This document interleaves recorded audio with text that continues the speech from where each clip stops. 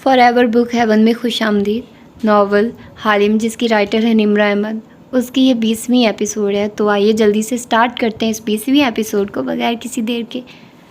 داتی نے یہ press conference ایک ریسٹوران میں بیٹھے چائے سے لطف اندوز ہوتے ہوئے دیکھی تھی۔ آج کل وہ اپنے بیٹوں کے ساتھ رہ رہی تھی اور جو بھی تھا وہ پرسکون لگتی تھی۔ تالیہ کی طرف سے یہ تسلی دل کو تھی کہ وہ واپس آ جائے گی، البتہ یہ نہیں معلوم تھا کہ وہ اس کو اتنا مس کرے گی، مگر اسی طرح شاید اسے ایک صاف ستھری زندگی مل جائے۔ اسکرین پہ اسرا کی فاتحانہ مسکراہٹ دیکھ کے وہ تن سے مسکرائی تھی۔ واہ، وان فاتح اپنی کرسی سونپی بھی تو کس عورت کو؟ اپنی بیٹی کی قاتل کو، جو اسے قتل کر سکتی ہے وہ تمہیں بھی کر سکتی ہے، مگر یہ سیاست دان اور ان کی یادداشت بہت جلد سب بھول جاتے تھے۔ اسرا کے خلاف وہ کچھ بھی نہیں کر سکتی تھی۔ اسرا نے کوئی ایسی حرکت کی ہی نہیں تھی جو قابل گرفت ہو۔ تالیہ کی غیر موجودگی نے داتن کی اسرا پہ رہنے والی نگرانی کو بھی ختم کر دیا تھا۔ تبھی کی نکھیوں سے اسے کوئی بہت تیزی سے ریسٹوران میں داخل ہوتا دکھائی دیا۔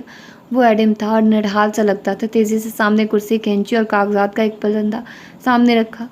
آرام سے، تم تو واقعی 10 منٹ میں پہنچ گئے ہو۔ داتن نے تعجب سے اسے دیکھا، پھر اس کے اولیے کو۔ اور صبح منہ نہیں دھویا تھا کیا؟ اب سیلیبریٹی جرنلسٹ بن گئے ہو تو اصلیت ضرور دکھانی ہے لوگوں کو۔ صبح تمہاری ابو کا فون آیا تھا، وہ رو رہی تھی کہ سارے چوزے بلی کھا گئے۔ اب چوزوں کے مرنے پہ بھی کوئی روتا ہے بھلا؟ پھر یاد آیا، اوہ تم تالیہ کی وجہ سے پریشان ہو۔ اس نے آواز دھیمی کی۔ فکر نہ کرو، وہ واپس آ جائے گی۔ صوفیہ رحمان اسے نقصان پہنچا کے کبھی فاتح رامزل کی سنگین دشمنی مول نہیں لیں گی۔ اور تم نے دیکھا، وہ اسرا نائب چیئرمین بن گئی۔ دھاتی نے محظوظ انداز میں اسکرین کی طرف اشارہ کیا۔ اب تیار رہو، بیوی کو یہ عہدہ دینے پہ وان فاتح اور ان کے مضافات میں میڈیا کی گالیوں کا وقت ہوا چاہتا ہے۔ کون تالیہ، کون اسرا؟ میری یہاں دنیا برباد ہو گئی ہے اور آپ کو ان ساری باتوں کی پڑی ہے؟ وہ جیسے فرسٹریشن سے پٹ پڑا تھا۔ لیانا چونکی اور سیدھی ہوئی، پھر غور سے اس کا چہرہ دیکھا تو وہ صدیوں کا بیمار لگتا تھا۔ ایڈم، کیا ہوا ہے؟ پھر اس کے کاغذات کو دیکھا۔ تم کہیں تیسری کتاب تو نہیں لکھنے جا رہے؟ انسان کو بڑے بول نہیں بولنے چاہیے ہیں داتن۔ اللہ تعالیٰ کا حق ہے صرف بڑے بول بولنا۔ ہم مستقبل کے بارے میں کوئی دعویٰ نہیں کر سکتے۔ وہ واقعی روحانسا ہوا کہہ رہا تھا۔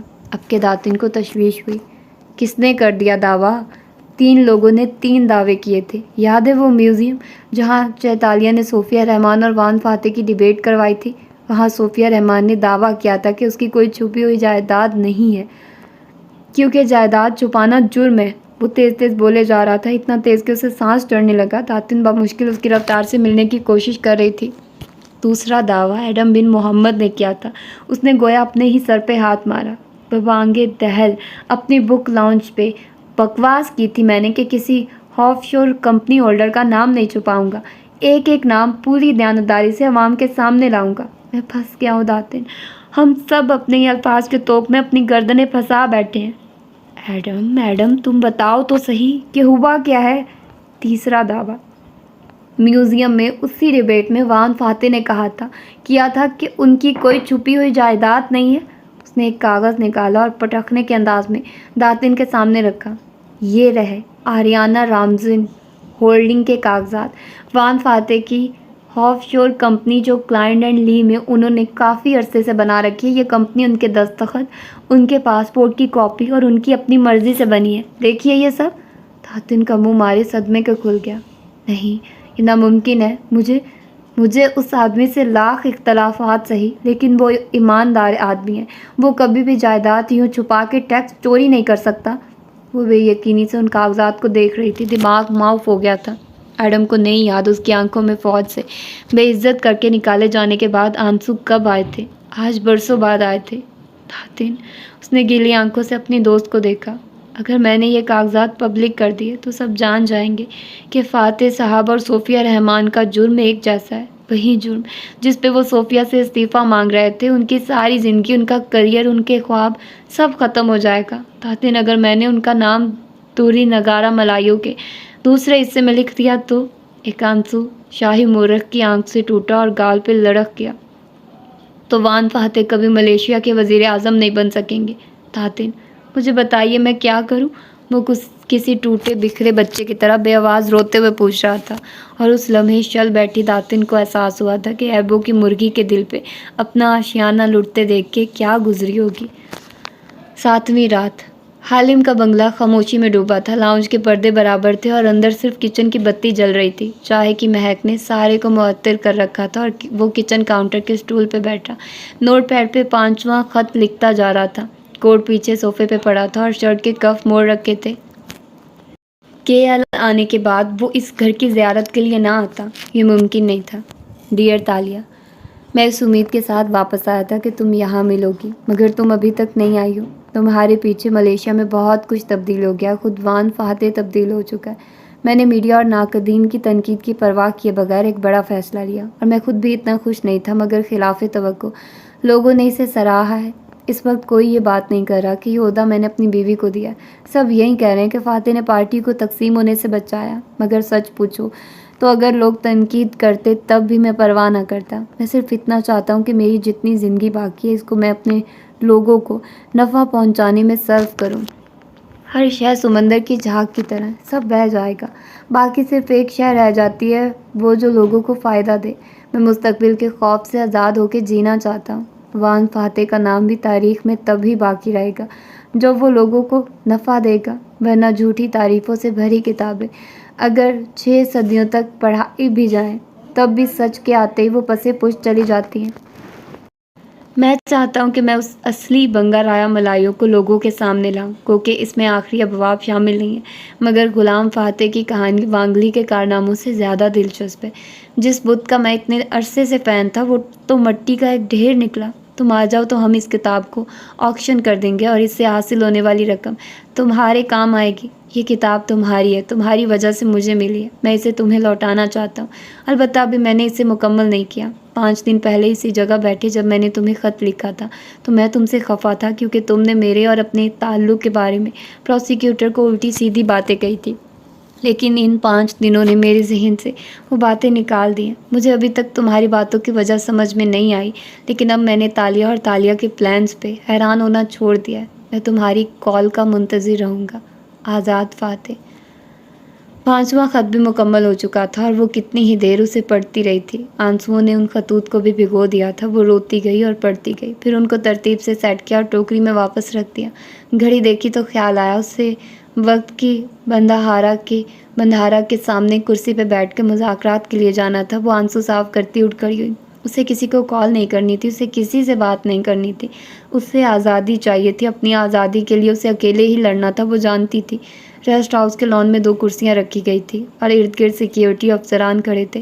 تالیہ مراد ایک کرسی پہ بیٹھی تھی، اس کے چہرے کے نیل اب کنسیلر کی تہوں میں چھپے تھے۔ سفید براق اسکرٹ بلاؤز میں ملبوس، وہ سیاہ بالوں پہ ترچھا سفید ہیٹ پہنے بیٹھی بور سی ہو کے ادھر ادھر دیکھ رہی تھی۔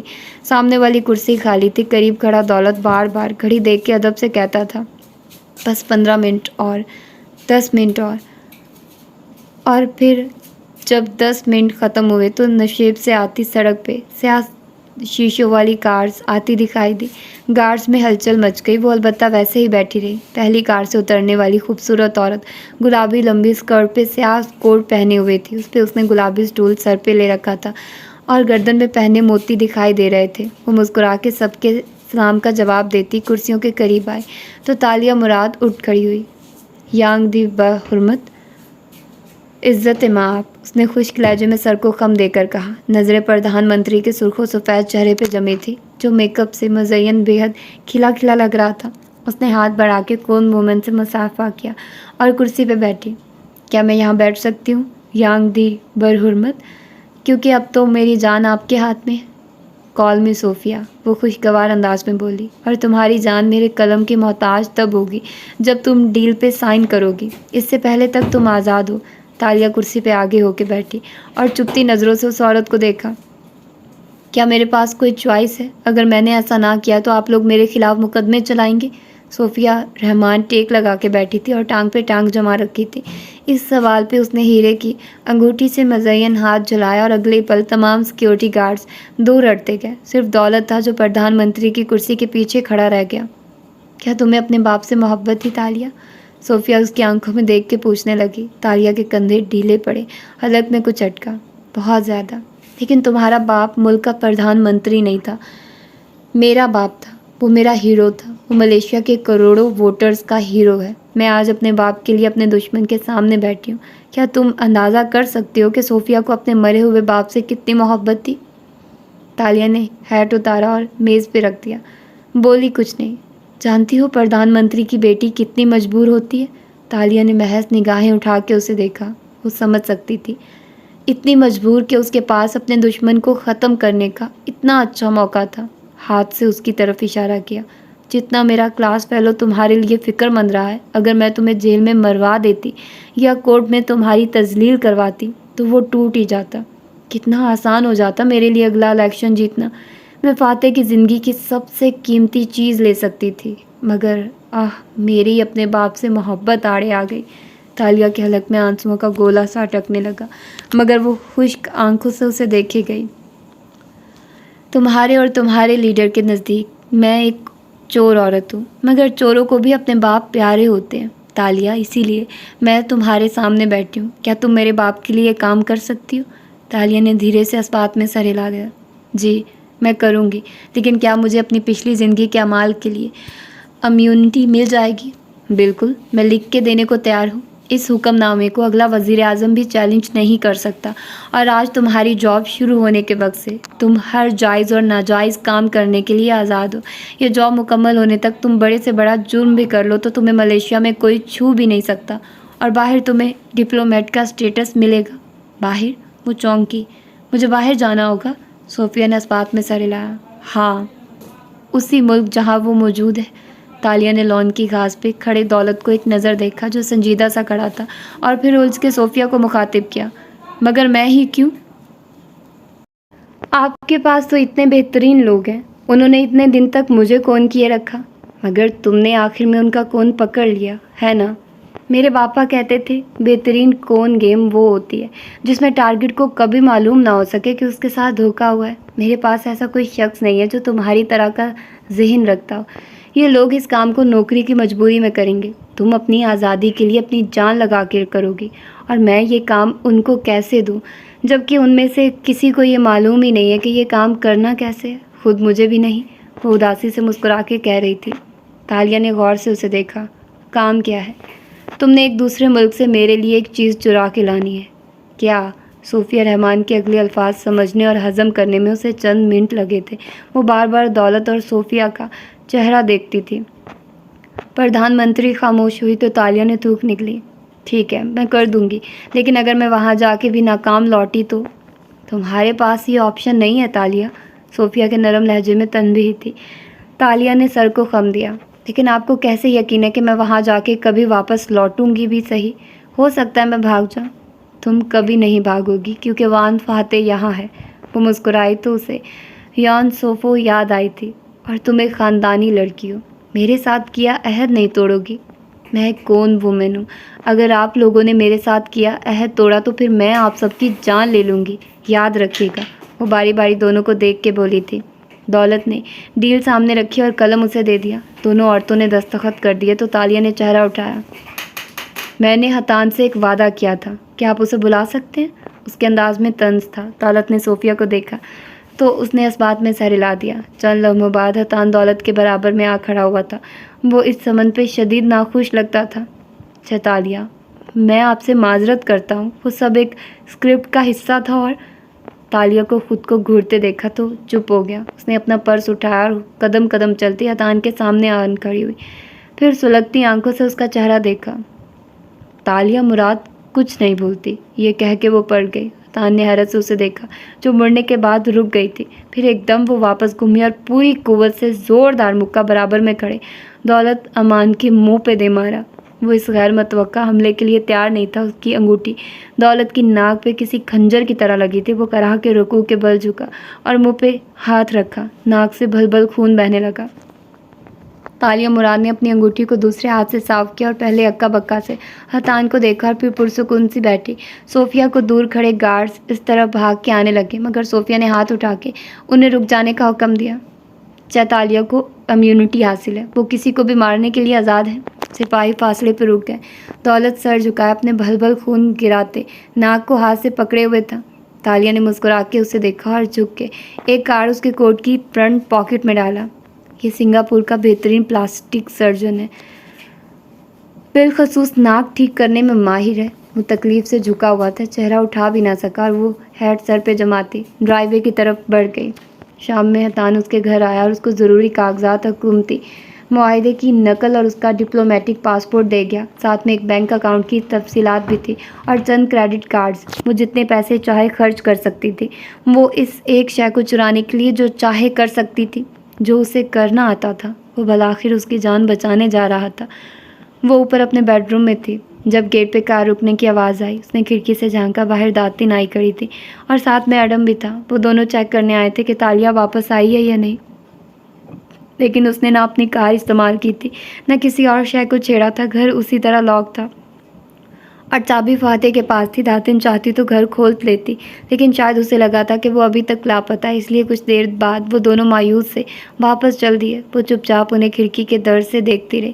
اسے کسی سے نہیں ملنا تھا۔ رات اس نے حالم کے بنگلے کی کوئی بتی نہیں جلائی۔ گھر اسی طرح اندھیرے میں ڈوبا رہا۔ 11 بجے کے قریب اسے کار کی آواز آئی۔ وہ اس آواز کو پہچانتی تھی، یہ اس شخص کی کار تھی جو اپنے مگ کاؤنٹر پہ چھوڑ جانے کا عادی تھا۔ وہ اندھیرے میں لاؤنج کے اوپری زینوں پہ آ کے چپ چاپ بیٹھ گئی۔ وہاں اتنا اندھیرا تھا کہ ہاتھ کو ہاتھ سجائی نہ دیتا۔ کچھ دیر بعد لاک کھلنے کی آواز آئی اور پھر بھاری بوٹ اندر داخل ہوئے۔ وہ اندھیرے میں بھی اسے دیکھ سکتی تھی۔ وہ ویسا ہی تھا یا شاید بدل گیا تھا۔ وہ گھٹنوں پہ تھوڑی جمائے اسے دیکھے گئی۔ وہ کچن کاؤنٹر تک آیا اور چھوٹا بلب جلا دیا۔ اب صرف کچن میں روشنی تھی، سیڑھیاں ہنوز تاریک تھی۔ اس نے اپنے لیے چائے بنائی اور پھر اسی اسٹول پہ بیٹھ کے چائے پینے لگا۔ کچھ دیر سوچنے کے بعد اس نے نوٹ پیڈ اٹھایا، مگر اسی لمحے اس کا فون بجنے لگا۔ فاتح نے فون اٹھا کے کان سے لگایا۔ کون آیا ہے؟ اچھا وہ لوگ، ٹھیک ہے میں گھر آتا ہوں۔ انداز سے لگتا تھا گھر کوئی رشتہ دار آئے ہیں۔ اس نے نوٹ پیڈ پہ قلم اسی طرح رکھ چھوڑا اور کوٹ اٹھا کے دروازے کی طرف بڑھ گیا۔ وہ چپ چاپ اپنی جگہ پہ بیٹھی اسے دیکھتی رہی۔ اندھیرے لاؤنج میں چلتا وہ آدمی آج بتی بجھائے بغیر عجلت میں جا رہا تھا۔ دروازہ لاک کرنا بھی وہ بھول گیا تھا۔ اس کا دل چاہا کہ وہ اسے روک لے، نامعلوم وہ دوبارہ کب ملے، لیکن نہیں، اسے کسی سے نہیں ملنا تھا، نہ فاتح سے نہ ہی کسی اور سے۔ وہ پتھر کا مجسمہ بنی بیٹھی رہی اور وہ چلا گیا۔ اس کے جانے کے بعد وہ اوپر آئی اور اپنا سفری بیگ پیک کرنے لگی۔ اسے کل یہاں سے روانہ ہونا تھا۔ ابھی بمشکل 5 منٹ ہی گزرے تھے کہ نیچے لاؤنج کے دروازے پہ دستک ہوئی۔ تالیہ دھک سے رہ گئی۔ وہ کچن کی بتی بجھانے آیا تھا کیا؟ ایک دم وہ ننگے پیر باہر بھاگی اور تیزی سے سیڑھیاں اترنے لگی، پھر وسط میں رکی۔ لاؤنج کی بتی کسی نے جلا دی تھی۔ نوار چوکھٹ پہ کھڑا تھا۔ اس شخص کا چہرہ دیکھ کے تالیہ مراد کے ماتھے پہ بل پڑ گئے۔ وہ دھیرے دھیرے زینے اترنے لگی۔ اب مجھے کس کیس میں پھنسانے آئے ہیں آپ پروسیکیوٹر صاحب؟ تلخی سے کہتی وہ نیچے آئی۔ احمد نظام افسردہ سے وہاں کھڑے تھے۔ مجھے معلوم ہوا تھا کہ آپ رہا ہو گئی ہیں، اس لیے میں آپ سے ملنے آیا تھا۔ تالیہ لاؤنج کے وسط میں آ رکی اور بازو سینے پہ لپیٹے تندہی سے انہیں دیکھا۔ جی میں رہا ہو چکی ہوں۔ اور کچھ؟ وہ چند لمحے اسے دیکھتے رہے۔ تالیہ میں شرمندہ ہوں، میں نے اپنی انا کے ہاتھوں آپ کی جائز بات نہیں سنی۔ آپ سچ کہہ رہی تھی، یہ ایک سیاسی کیس تھا اور میں نے خود کو انہیں استعمال کرنے دیا۔ میں آپ سے معافی مانگنا چاہتا تھا۔ ان کے الفاظ کچھ اس انداز میں ادا ہوئے تھے کہ وہ چند لمحے کچھ کہہ نہ سکی۔ میں نے وہ انگوٹھی نہیں چرائی تھی۔ میں جانتا ہوں، مجھے نہیں معلوم آپ کے وقت کی سفر کی داستان سچ تھی یا مذاق، لیکن یہ ایک سیاسی انتقام کا کیس ہے اور مجھے اس کا حصہ بننے پہ شرمندگی ہے۔ اور کچھ؟ ادھیڑ عمر پروسیکیوٹر بے بسی بھرے تعصب سے اسے دیکھتے رہے۔ کیا میں آپ کے لیے کچھ کر سکتا ہوں؟ پلیز آپ مجھے اکیلا چھوڑ دیں، آپ پہلے ہی میرے ساتھ بہت مہربانی کر چکے ہیں۔ ٹھیک ہے میں چلا جاتا ہوں، لیکن یاد رکھے گا آپ کو صوفیہ رحمان نے اگر کوئی ڈیل کر کے چھوڑا ہے تو اس پہ بھروسہ مت کیجیے گا۔ حکمران کبھی بھی اپنے وعدے پورے نہیں کرتے، وہ آپ کو کبھی معافی نامہ نہیں دلا کے دیں گے۔ یہ کہہ کے وہ مڑے تو وہ آہستہ سے بولی، یہ میرا آخری آپشن ہے احمد نظام صاحب، میرے پاس اس ملک میں عزت سے رہنے کے لیے اور کوئی آپشن نہیں ہے۔ انہوں نے پلٹ کے دکھ سے اسے دیکھا۔ مجھے معلوم ہوا تھا کہ آپ کو ڈپلومیٹک پاسپورٹ مل گیا، یعنی کسی کام سے پردھان منتری آپ کو ملک کے باہر بھیج رہی ہیں۔ میں یہ بھی جانتا ہوں کہ وہ کون سا ملک ہے۔ ایک نصیحت کروں، آپ کسی دوست کو اپنے ساتھ لے جائیے۔ مجھے کسی کی ضرورت نہیں ہے، ویسے بھی جب انسان کو اپنی تلاش کے سفر پہ نکلنا پڑے تو اسے تنہا ہی جانا چاہیے، وہ تلخی سے بولی۔ لاؤنج میں اس ایک بات نے ڈھیروں اداسیاں گھول دی۔ میں نے آپ کو آپ کے دوستوں سے دور کیا، شاید آپ اس سفر کے ذریعے یہ فیصلہ کرنا چاہتی ہیں کہ آپ کو زندگی میں کیا کرنا ہے۔ اچھی بات ہے، لیکن مجھے میرے کیے کا مداوع کرنے دیجیے۔ میں نے آپ کو معاف کیا، آپ کو کچھ کرنے کی ضرورت نہیں ہے۔ وہ بیزار ہوئی۔ وہ چلے کیوں نہیں جاتے تھے یہاں سے؟ میرے جیسے آدمی کے ضمیر کا بوجھ اتنی آسانی سے نہیں ہلکا ہوتا چیتالیہ، اس لیے وہ خنخارے اور احتیاط سے بولے، جہاں آپ کو جانا ہے وہاں میرا ایک دوست رہتا ہے، وہ آپ کی مدد کرے گا۔ میں نے اسے آپ کے بارے میں بتایا ہے۔ اوہ پلیز، مجھے کسی کی مدد کی ضرورت نہیں ہے، وہ اکتا گئی تھی۔ آپ پہلے کبھی اس ملک گئی ہیں؟ وہاں کے راستے معلوم ہیں آپ کو؟ لمحے بھر کے لیے چپ ہو گئی، پھر مشتبہ نظروں سے انہیں دیکھا۔ میں ایک ایسے انسان کی مدد کیوں لوں جس نے مجھے گرفتار کروایا تھا؟ جیسے آپ نے ان کے ساتھ ڈیل سائن کی ہے جنہوں نے ایک ہفتہ آپ کو قید میں رکھا تھا۔ آپ سیاسی ورکر رہی ہیں، آپ جانتی ہیں کہ کرائسس میں دشمنوں سے ہاتھ ملانا پڑتا ہے۔ وہ لب بھنچے انہیں دیکھے گئی، وہ چل ہمیں انتظار کرتے رہے، پھر اس کا اسپاٹ چہرہ دیکھ کے جانے کے لیے مڑے۔ آپ کا دوست کیا کرتا ہے؟ وہ سرسری سے پوچھا تو احمد نظام خوشی سے واپس آئے اور اس کے عین سامنے آ کے رکے۔ وہ سب کر سکتا ہے، آپ کی طرح چیزیں چرا بھی سکتا ہے اور لوگوں کو پڑھ بھی سکتا ہے، مختلف شناختیں رکھتا ہے، مختلف چہرے بدلتا ہے، ماشاءاللہ بر وقت کور سٹوریز گھڑنے میں بھی ماہر ہے، اسے ہر کام آتا ہے اور وہ اس شہر میں ہر ایک کو جانتا ہے۔ نہیں، میرا مطلب تھا وہاں اس کا کام، جاب کیا ہے؟ وہ ذرا اکتا کے بولی۔ ایسے لگ رہا تھا احمد نظام کسی کو اس کے سر پہ مسلط کر رہے ہیں۔ یہ تو مجھے نہیں معلوم۔ تو وہ رہتا کس علاقے میں ہے؟ اس کا مجھے علم نہیں، میں خود وہاں کبھی نہیں گیا۔ تالیہ نے تعجب سے انہیں دیکھا، پھر بیٹھنے کا اشارہ کیا تو وہ صوفے پہ بیٹھی۔ وہ خود مقابل صوفے پہ بیٹھی اور اچنبھے سے پوچھنے لگی، آپ مجھے اس کا کوئی کانٹیکٹ نمبر وغیرہ دے دیں یا ای میل، فیس بک؟ وہ تو میرے پاس نہیں ہے، انٹرنیٹ پہ ایک میسیج بورڈ ہے، ضرورت ہو تو وہاں اس کو پیغام بھیج دیتا ہوں۔ آپ کا بھی وہیں بتایا تھا؟ تو اس نے کیا کہا؟ اس نے جواب نہیں دیا، مگر وہ پڑھ چکا ہوگا۔ یہ ایک ایسا دوست ہے آپ کا جس کا کوئی عطا پتہ آپ کو معلوم نہیں ہے، میں اسے کیسے ڈھونڈوں گی؟ وہ واقعتاً پریشان ہوئی۔ وہ اس ملک میں کبھی نہیں گئی تھی اور صوفیہ نے سوائے ڈپلومیٹک پاسپورٹ کے کوئی مددگار فراہم نہیں کیا تھا۔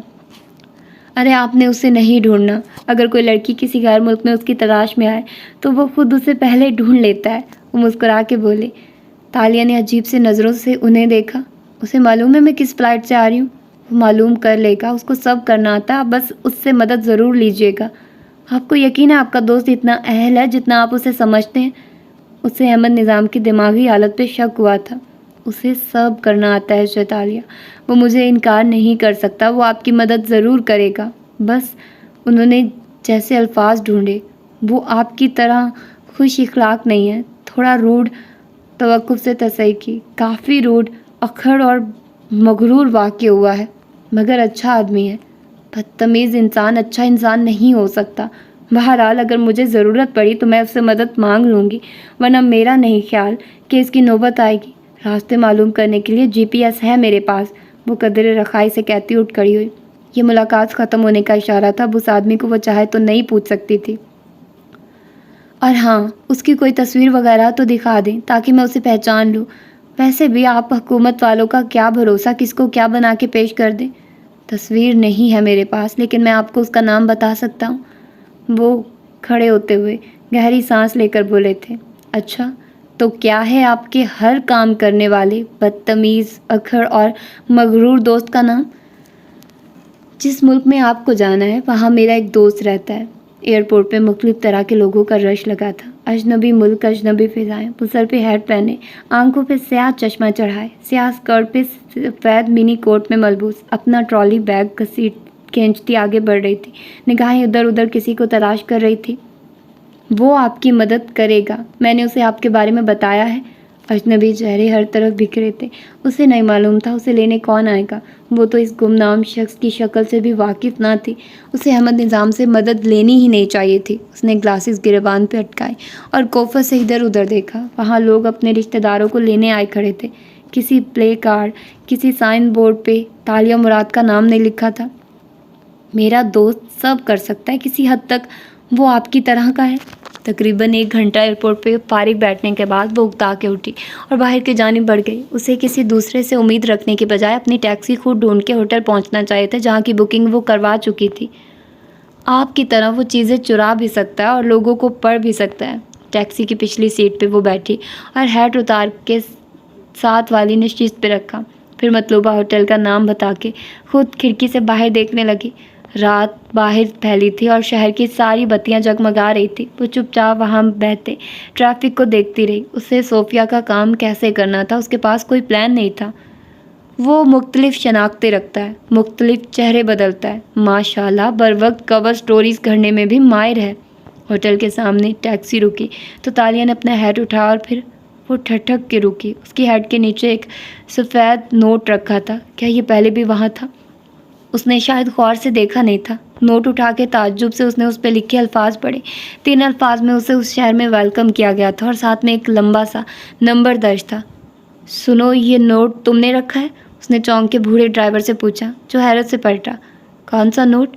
اسے ہر کام آتا ہے اور وہ اس شہر میں ہر ایک کو جانتا ہے۔ ٹیکسی سے نکل کے تالیہ نے چوکنے انداز میں ادھر ادھر دیکھا۔ کوئی تھا جو اس کو دیکھ رہا تھا، مگر اسے کیسے اندازہ ہوا کہ وہ اسی ٹیکسی میں بیٹھے گی؟ مجھے نہیں معلوم وہ کہاں رہتا ہے یا وہ کیا کرتا ہے، مگر وہ سب کرنا جانتا ہے۔ وہ ہوٹل کی لابی میں آگے بڑھتے ہوئے بار بار اس نمبر کو پڑھ رہی تھی۔ اپنے روم میں آتے ہی اس نے اس ملک کی سم والا فون نکالا اور وہ نمبر ڈائل کیا۔ Wrong number. فون سروس نے مطلع کیا کہ یہ نمبر وجود ہی نہیں رکھتا۔ اس نے نمبر کو الٹا ڈائل کیا، پھر بھی رانگ نمبر۔ شاید یہ کوئی فون نمبر نہیں تھا۔ وہ بیڈ پہ بیٹھی غور سے اس چٹ کو دیکھنے لگی۔ آپ نے اسے نہیں ڈھونڈنا، وہ آپ کو خود ڈھونڈ لے گا۔ اگلی صبح تالیہ اپنے ہوٹل کے باہر پیدل چلتی جا رہی تھی۔ بالوں کو پونی میں باندھے اس نے ٹراؤزر پہ پھولدار فراک پہن رکھا تھا اور اسکول گرلز کی طرح دونوں کندھوں پہ بیگ پہن رکھا تھا۔ ایک ہاتھ میں پانی کی بوتل تھی اور دوسرے میں موبائل۔ وہ اسکرین کو دیکھتی آگے بڑھ رہی تھی۔ وہ نمبر دراصل GPS لوکیشن تھی اور وہ اس کے بک کروائے ہوٹل کے قریب ہی تھی۔ اگر کوئی لڑکی کسی غیر ملک میں اس کی تلاش میں آئے تو وہ خود اسے پہلے ڈھونڈ لیتا ہے۔ جوگر سے تیز تیز چلتی وہ سڑک پہ آگے بڑھ رہی تھی۔ بالآخر اس کی مطلوبہ لوکیشن آ گئی تو اس نے گردن اٹھائی۔ سامنے ایک فون بوتھ تھا۔ دھوپ سے تالیہ کا چہرہ تمتما رہا تھا اور پیشانی پہ بل تھے۔ وہ اس بوتھ تک آئی ہی تھی کہ اندر رکھا فون بجنے لگا۔ اس نے ریسیور کان سے لگایا اور قدرے غصے سے بولی، ہیلو، تالیہ مراد؟ جواب میں ایک بھاری مردانہ آواز سماعتوں سے ٹکرائی۔ جی مسٹر، میں تالیہ مراد ہوں۔ آپ کو میری مدد کرنی تھی مگر آپ تو سامنے آ ہی نہیں رہے۔ وہ آپ کی طرح خوش اخلاق نہیں ہے، تھوڑا روڈ، کافی روڈ، اکھڑ اور مغرور واقع ہوا ہے، مگر آدمی اچھا ہے۔ میں دیکھ رہا تھا کہ کوئی تمہیں فالو تو نہیں کر رہا۔ تمہاری وجہ سے میں خود کو خطرے میں نہیں ڈال سکتا۔ خشک لہجہ، روکھا انداز۔ ایک تو پہلے یہاں گرمی تھی، سر پہ آگ برساتا سورج تھا اور اوپر سے آدمی۔ اسے امن نظام کی مدد لینی ہی نہیں چاہیے تھی۔ آپ کے پاس اس کی کوئی تصویر ہے تو دکھا دیں تاکہ میں اس کو پہچان لوں، اس نے پروسیکیوٹر سے جاتے سمے پوچھا تھا۔ آپ اس وقت کہاں ہیں؟ وہ ضبط سے بولی۔ آگے پیچھے دیکھنے کی عادت ڈالو۔ اور کال کٹ گئی۔ اس نے گھور کے ریسیور کو دیکھا اور پھر رکھا ہی تھا کہ وہاں لگی ایک چٹ نظروں سے ٹکرائے۔ اس پہ ایک لمبا سا نمبر لکھا تھا۔ ایک اور لوکیشن؟ اف، تصویر تو نہیں ہے میرے پاس، لیکن میں آپ کو اس کا نام بتا سکتا ہوں۔ کندھوں پہ بیگ پہنے، پانی کی بوتل اٹھائے وہ اب اندرون شہر کی گلیوں میں آگے بڑھتی جا رہی تھی۔ پسینہ بار بار پیشانی پہ پھوٹتا جسے وہ ٹیشو سے صاف کر لیتی۔ وہاں بہت سی دکانیں تھیں اور زیادہ تر گاڑیوں کی ورک شاپس تھی۔ اس کی لوکیشن نے اسے جس دکان کے سامنے لا کھڑا کیا وہ بھی ایک ورک شاپ تھی۔ اچھا تو کیا ہے آپ کے ہر کام کر لینے والے بدتمیز اکھڑ اور مغرور دوست کا نام؟ اندر کھڑی جیپ کے بخیے ادھیڑے کھڑے دکھائی دے رہے تھے۔ جیپ کا بونٹ کھلا تھا اور اس کے پیچھے کھڑا آدمی یہاں سے نظر نہیں آتا تھا۔ جیپ کے دونوں اطراف اتنا تنگ راستہ اور سامان رکھا تھا کہ وہ بامشکل ڈرائیونگ ڈور تک پہنچی اور رک گئی۔ پھر گردن اونچی کر کے بونٹ کے پیچھے کام کرتے آدمی کو دیکھنا چاہا۔ اس نے جینس پہ گرے شرٹ پہن رکھی تھی، آستین موڑ کے کونیوں تک چڑھائے ہوئے تھی اور پی کیپ والا سر جھکا ہوا تھا۔ وہ مسلسل ہتھوڑے نما چیز کو جھک کے کسی شے پہ مار رہا تھا۔ ٹھک ٹھک کی آتی آواز ناقابل برداشت تھی۔ اس کا نام جہان سکندر ہے اور وہ کچھ عرصے سے مصر میں رہائش پذیر ہے۔ آپ قاہرہ جا رہی ہیں اور قاہرہ کو وہ بہت اچھے سے جانتا ہے۔ آپ کو قاہرہ میں اس سے بہتر ساتھی نہیں ملے گا۔ اس نے گردن اٹھا کے آواز اٹھتی، ہیلو۔